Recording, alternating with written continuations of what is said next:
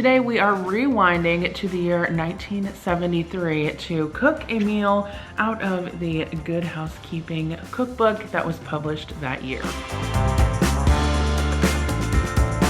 1973, Richard Nixon is president. The Watergate scandal is just beginning. Well, I'm not a crook.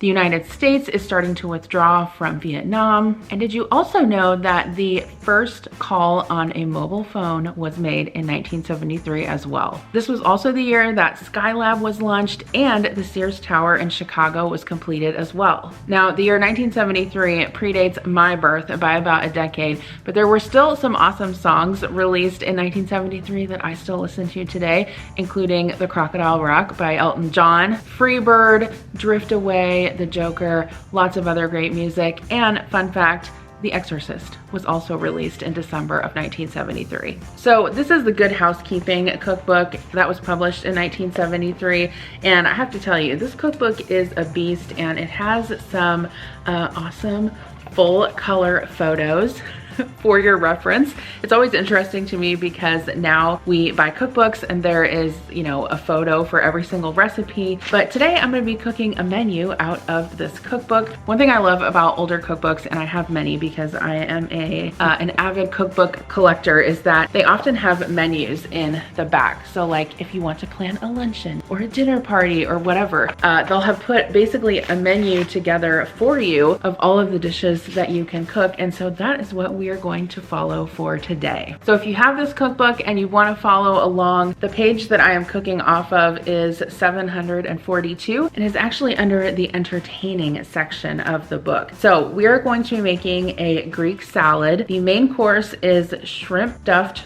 roll-ups. The menu had Brussels sprouts on it, but my family is not a huge fan of those, so we're going to be doing a broccoli recipe out of the book instead. We're also making mashed potatoes, muffins, and then for dessert, we are going to be making some orange sherbet cups, which I think is a very 70s dish, as well as some Chewy caramel brownies. Some of you might ask me where I got this cookbook, and I have to say, I can't remember, but I think I maybe ordered it on eBay, which is a great source for older cookbooks if you like to collect them like me. And I have to know, how did I do with my 70s costume? I tried to get some sunglasses that were very 70s. I've got some big gold hoops. I've got like a floral scarf in my hair, the old burnt orange color. So yeah, let me know. Definitely not the point of this video, so let's get to. I want to take a quick break and thank today's video sponsor, who is Upstart. So in 1973, the Equal Credit Opportunity Act had not been passed yet. In fact, that was passed in 1974 in the United States. But up until then, banks actually required single, widowed, or divorced women to bring a man along to co-sign any credit application, regardless of their income. Oh my gosh, what a terrible time to be alive. Just kidding. But up until 1974, they would also discount the value of those wages when considering how much credit to grant by as much as 50%. I cannot even fathom that, but thankfully we are not still bound to those misogynistic rules in 2022. If you're not familiar with Upstart, Upstart-powered personal loans can help you pay down high-interest debt all online with simple and easy-to-understand payment terms. You can say goodbye to high-interest credit card debt. That is one of the first steps toward financial independence. But if you have that high-interest credit card debt, that interest month after month can feel like you are in a never-ending hamster wheel, and that's where Upstart comes in. Upstart has helped over 1.8 million customers on their path to financial freedom. So whether it's paying off credit cards, consolidating high-interest debt, or funding personal expenses, Upstart can help you get one fixed monthly payment with a clear payoff date. Upstart also knows that you're more than just your credit score, so rather than looking at your credit score alone, Upstart's model considers other factors like your income, employment, and other information provided in your loan application to bring you a smarter rate for your loan. You can check your rate in minutes for loans between $1,000 to $50,000 without impacting your credit score. One of you guys even commented on my video last month and said that you used Upstart a couple of months ago and it helped you get into a better place financially. So I love hearing that. The best part is that you can even receive funds as fast as one business business day after accepting your loan. So don't wait and check your rate today at upstart.com/Jen. That's upstart.com/Jen to check your rate today. Don't forget to use my link in the description box below to let them know I sent you. Loan amounts will be determined based on your credit, income, and certain other information provided in your loan application. Once again, the link is upstart.com/Jen. Okay, so the first thing we are going to work on is our orange sherbet cups, because that is what's going to take the longest to freeze. So here is a shot of the recipe in a cookbook. Not really a recipe, more of just a method. But what you'll need for this is some large navel oranges, the larger ones that you can find. Obviously, the more sherbet that you will be able to fit into there. I also have some Kemp's orange sherbet that I allowed to soften. And then at the end, you can also garnish them with a little bit of shredded coconut. That is optional. Okay, so throughout this portion of the video, I'm going to be saying sherbet because I hear a lot of people say sherbet, and I think that some people say that and say that that's the correct way to say it, but I have always said sherbet. Sherbet reminds me of that meme with Bert and Ernie, and Bert says, "Do you want some ice cream?" And Ernie says, "Sure, Bert." That's my favorite dad joke. Okay, my work here is done. Anyway, what I am doing here is I am cutting a little piece off the bottom of each orange just so it can stand up on its end. And then I am cutting about the top quarter off of each orange and then scooping out the flesh with a spoon. So one thing I will say about this is that you definitely need a sharp knife to kind of run around the inside of the oranges in order to get the flesh out. And you can definitely use that for a fruit salad, which is what I did. And you want to make sure that your orange sherbet is nice and soft. That way you can scoop it into the oranges and just pack it all the way up to the top. This is what they look like when they're filled. I just put them in an aluminum pan, and I'm going to cover these with plastic wrap and just stick them in the freezer until it is time for dessert. I did this about 6 hours ahead of time. I would probably recommend doing this about a day ahead of time if you can remember to do it. It will just help them freeze a little bit more solid. Okay, so next on the menu are these savory muffins. So here's the recipe. I thought that these were kind of interesting. There are some add-ins that you can use to make like a more sweet muffin, but I think these are meant to be more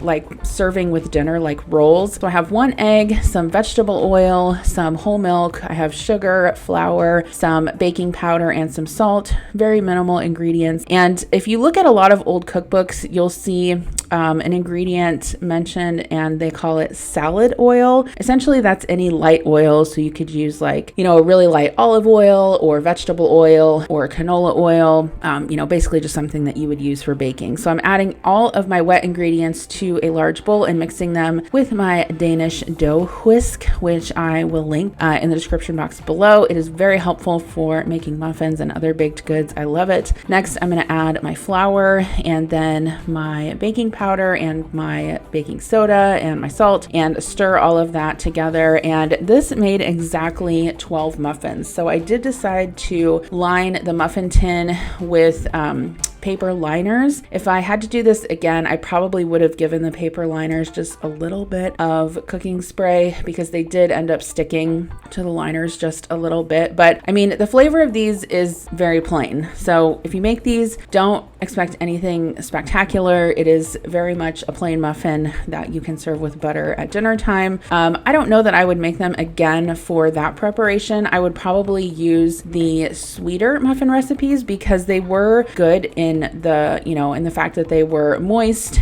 and they baked up properly. So anyway, I'm gonna go ahead and put these in the oven, and here is what they look like when they come out. You want to definitely not overcook them or they will become dry. You can see that they don't get super brown on top, but I'm gonna go ahead and basically put a towel over these and keep them warm until it is time to eat our dinner. So the next thing that I'm gonna put together is the Chewy caramel brownies, and this is also a dessert recipe. You can see the recipe right here if you want to screenshot that. I wasn't quite sure what to expect with these because I've never made like a chewy caramel brownie before. It ended up kind of being like a blondie, which I have made before, except these are much thinner and they're baked in a jelly roll pan. So I have one here that I am going to spray with Baker's Joy cooking spray. It's basically a cooking spray that has flour in it. Then I lined the bottom with parchment paper, sprayed another layer of cooking spray on there, and now I'm going to put everything together. So in this particular recipe, it says basically to combine everything in a bowl. You don't have to worry about wet and dry ingredients. So I'm adding some flour, some brown sugar. There's quite a bit of brown sugar in this recipe, so I don't know, I wouldn't recommend checking the calories, but it's quite sweet. Then I added some chopped almonds, and then I'm also adding a little bit of shortening, which is what the recipe called for as well. Next, I'm gonna add my egg, and one thing I have to say about this recipe is that when it baked in the oven, it did actually overflow out of the pan, which I was pretty surprised at, because honestly, you'll see when I go to spread it in the pan here in a little bit that I could barely even spread the batter all the way to the edges of the pan. But anyway, it did, and I'm gonna have to clean my oven, but whatever. It's all in the name of vintage cooking, right? Okay, so I pulled out my hand mixer and I'm gonna go ahead and mix everything together. This was a little bit tough to mix up with the chopped nuts in there. And once again, the recipe didn't specify which type of chopped nut, so I used almonds. I probably could have chopped them up a little bit finer in the food processor. That might have made it a little bit easier to mix up, but you can see here that the batter is very, very stiff. And when I first looked at it, I'm like, this is not gonna be enough to cover the bottom of this jelly roll pan. I don't have the measurements right in front of me, but I want to say it's like a 10 by 15 jelly roll pan or something like that. Don't quote me on that. So I tried my best to spread the batter out evenly over the bottom of the pan. You can see that it's very, very sticky. So I kind of just did my best trying to spread it to the edges. But I obviously did know that once it starts to bake in the oven, it will kind of spread out and fill out the pan. And what I didn't know at that time is that it was actually going to overflow the pan and go onto the oven floor. If I made this again, which I don't know if I would, I kind of feel like I would probably use a 9 by 13 pan just so it would, this, you know, the edges would be a little bit higher. But anyway, you can see kind of where it bubbled over there. But I guess a bonus, the crispy bits were really good. So I set that aside to cool while we are going to start the Greek salad. So for this recipe, you'll need some cucumbers, some radishes, some olives, green onions, bottled oil and vinegar dressing, feta cheese, oregano, and some lettuce. So I decided to use traditional, like regular cucumbers in this recipe because honestly, I was actually going to look up if like the hydroponic or English cucumbers, as we call them here in America. I don't understand why we call them English, but whatever. I was actually going to look and see if those were available in 1973. Something tells me they weren't because the recipe tells you to basically split these in half lengthwise and then scoop out the seeds, which is what I am doing here. So I did go ahead and peel some of the skin off of those. I like to do that, especially with these traditional cucumbers, because the skin can be very tough and waxy. And then I'm just going to cut them lengthwise into long strips and cube them up. Now, I did go ahead and have this recipe. I believe the original recipe called for 4 cucumbers, and that I don't think we would have been able to eat all that before it went bad. So just a heads up there. Next up, I have some radishes. I'm going to tell you guys at the end how I kind of felt, or how we felt about all of the recipes in this particular video, but for me, I kind of felt like the radishes were out of place flavor-wise in this recipe, but since I was, cooking out of the cookbook, I definitely wanted to make it as per the recipe and not make any substitutions for historical accuracy. I guess you could say. Next, I'm going to chop up some green onions and get those into the bowl. Those were definitely good. And then I'm going to cube up some feta cheese. I prefer to buy feta cheese whole and cube it myself. I just think that it's so much tastier that way. And then next, I'm going to add my oil and vinegar dressing. I found this at Walmart. It's the Newman's Own oil and vinegar dressing. It was the closest I could find to what the cookbook was calling for. And then I added a little extra oregano and just gave that a stir. And here's what it looks like. Basically, you want to put this in the fridge and let it sit. And then at the end, when we serve it up, we're going to serve it over some lettuce. Next up, I'm going to go ahead and start the mashed potatoes. So this is a pretty run-of-the-mill mashed potato recipe. Potatoes, salt, butter, pepper, and hot milk. that's about it. One thing I really do like about this cookbook is that it kind of tells you how many minutes or hours before the meal to start preparing the food. I kind of wish that cookbooks now would do that. I mean, obviously there's a cook time, but I don't know. I just think that part of the recipe is kind of helpful. Anyway, I have some russet potatoes here and I'm just going to peel those. What I do when I make mashed potatoes is I don't wash off the potatoes first. I don't bother doing that, obviously, because I'm going to peel all the skin off. So I just use my vegetable peeler to do that. And then that's when I give the potatoes a rinse and a dry and chop them up. So I'm chopping these into, I would say, I don't know, medium-ish cubes and just putting them into a stock pot, and I'll add some cold water. And then I basically simmered these for, I don't know, maybe about 20 minutes over medium-high heat until they were tender. I also added some salt. Here's what they looked like when they were done. I just went ahead and poked them with a fork to make sure that they were cooked through. I'm gonna go ahead and add the butter along with the warm milk, and then I'm just gonna mash those up with a potato masher. This is actually a vintage potato masher that my grandma gave me. I am actually so thankful to have a lot of vintage dishes and kitchen tools and things like that, so those are always super fun to cook with. Okay, so next up is this stir-fried broccoli. So for this you need broccoli, oil, salt, and sugar, and some water. And I thought this was an interesting method that I wanted to try. So basically I'm gonna go ahead and heat my skillet here with a little bit of vegetable oil, and once that is hot, I'm going to add my broccoli florets. This makes a terrible mess. There's going to be oil splattering all over your stove. In fact, this whole meal, I swear to God, I dirtied every single skillet I had in my kitchen. But yeah, that's what we do. That's what we do in the name of cooking, right? Okay, so I'm gonna add a pinch of sugar and some salt, and essentially you just wanna kind of stir fry that until it becomes like tender crisp, and then add the water, put a lid on it, and let that simmer until the broccoli is tender. Okay, so now it is time for the pièce de résistance. Does that sound French? I took 4 years of French in high school and I can't even speak a word of it now. Anywho, the main dish, shrimp stuffed roll-ups. So these are the ingredients that you'll need for this. Essentially what you're making here is a sole fillet that is stuffed with a shrimp stuffing. The recipe did call for mushrooms. However, I did leave those out because not many of us in the family care for them.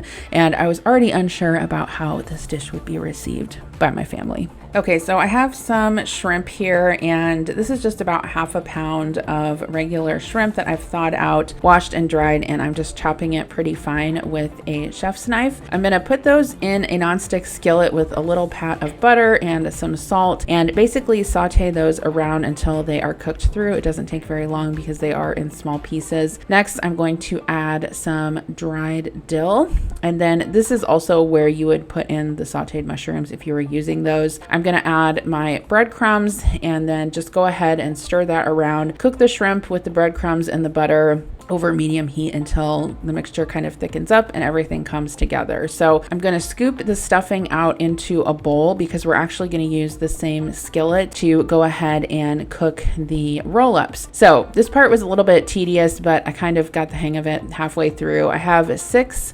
fillets of sole, which is basically a white fish.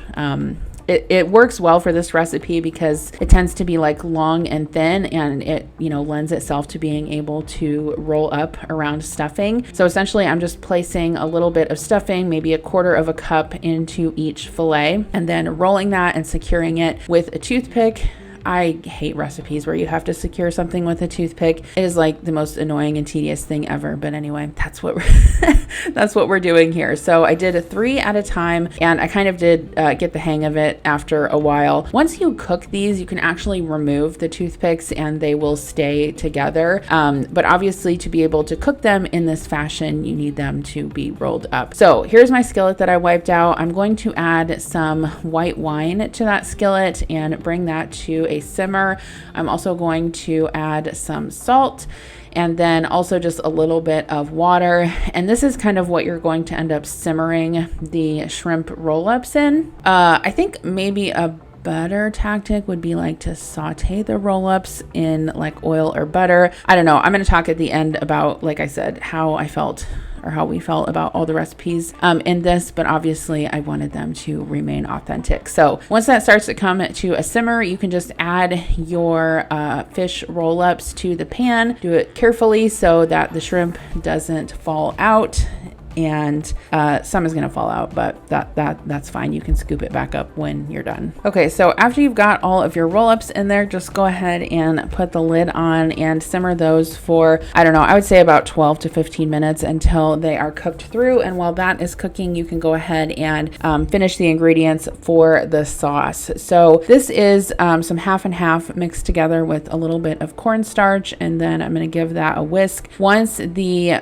fish is cooked through, you can remove that to a warmed platter. I just warmed this platter in the oven, and then this is the point also where you will remove the toothpicks as well. Next, I'm going to bring the heat back up on that sauce and add in the half and half cornstarch mixture, and basically you want to cook that until it becomes thickened like you see here, and then that is what you are going to spoon over the fish. The last step is to beat an egg in a measuring cup, and you want to go ahead and temper that with some of the hot liquid before you add it to the pan, or you're going to end up with scrambled eggs. But go ahead and whisk that egg into the sauce, and that is what's going to finish it. So in hindsight, I probably would have added a little bit more flavor to this sauce, maybe a little bit of extra lemon juice, some dill, but you know, hindsight is 2020. Okay, so I'm gonna go ahead and get my everything ready to serve. So I've got a bowl here. This is actually a vintage bowl that my grandma gave me. I am putting some muffins in there, and I am going to cover that up with a tea towel, like a little blankie,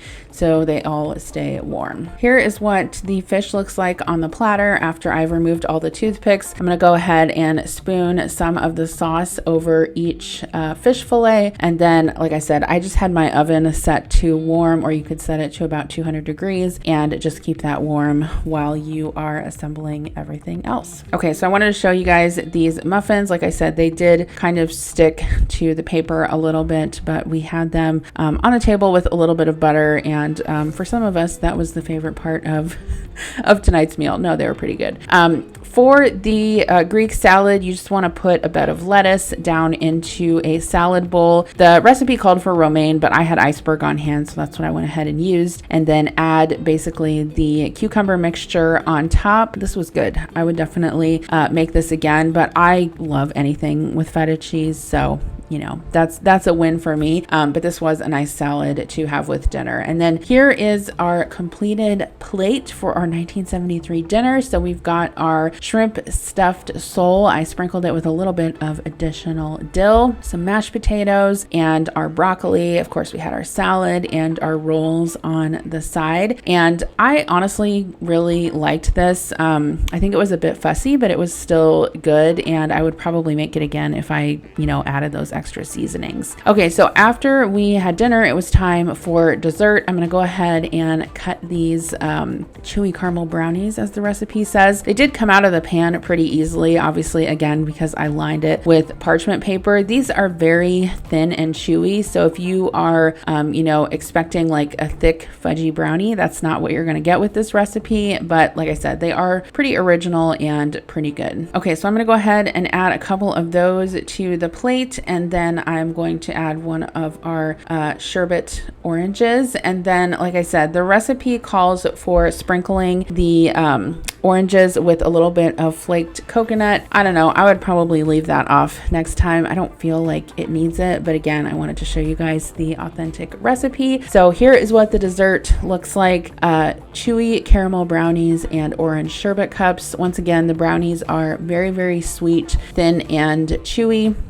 If I made them again, I would probably use a finer chopped nut, and our lovely orange sherbet cups, which the kids thought those were super fun. Once again, before I recap all of the recipes, I just want to remind you guys to check out the description box below if you want to check out Upstart. Okay, so I definitely wanted to share with you guys what we thought about all of the recipes. The Greek salad was really good, I have to say. I don't think if I made it again, which I would make it again, I don't think I would include the radishes in there. I feel like I would omit those and maybe put some cherry tomatoes instead. I just sort of felt like they were a little bit out of place. As for the shrimp stuffed sole, like I said, I did leave the mushrooms out of that because we don't really care for them. It was okay. I feel like it was a little bit bland. I would definitely try like the method again, but I just felt the seasonings were like very bland and the fish was a little bit overcooked, but I did want to follow the recipes just for authenticity's sake. The kids actually did eat it. They didn't eat it like voraciously like they do a lot of the fish I cook, but they did try it at least and eat some of it. The broccoli, it was really good. I'll definitely be trying that method again. The mashed potatoes definitely had like less butter and milk than I normally put in them, but they were still good. Obviously mashed potatoes are a staple. So the muffins were super interesting. It was sort of like, you know, a savory muffin. So like instead of having like rolls or biscuits with your dinner, you would have those muffins. I don't know that I would make that exact one again, but I think that the base recipe is really good and there are some other options in here for like blueberry and chocolate chip. So from that aspect, I would definitely try them again, just a different variation. The orange sherbet cups were super fun. The kids loved those, and obviously it's really simple, but it's just like all about the presentation, you know, for that. And then the chewy caramel brownies, they basically overflowed my jelly roll pan and burned on the bottom of my oven, but the bars themselves were good. I don't know that I'd make them again. I think we're a bigger fan of like chocolate brownies, but they were good. So definitely recommend them if you like that type of like chewy caramel flavored brownie. So all in all, this was super fun. The next menu that I'm gonna cook is from the 1950s, so stay tuned for that. But thanks so much for watching this video and for being here. I will see you in my next one. Bye.